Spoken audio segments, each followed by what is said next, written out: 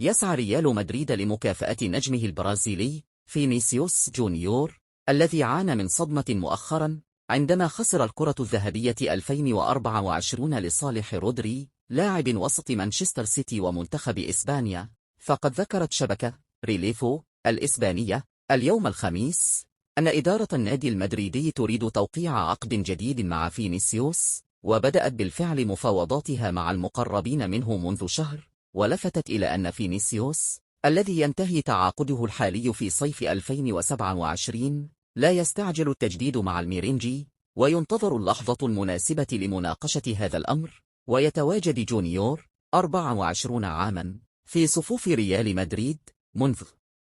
صيف 2018 عندما انضم من فلامينجو البرازيلي، وبات الدولي البرازيلي أبرز نجوم الفريق الملكي في آخر موسمين، خصوصا بعد مغادرة الفرنسي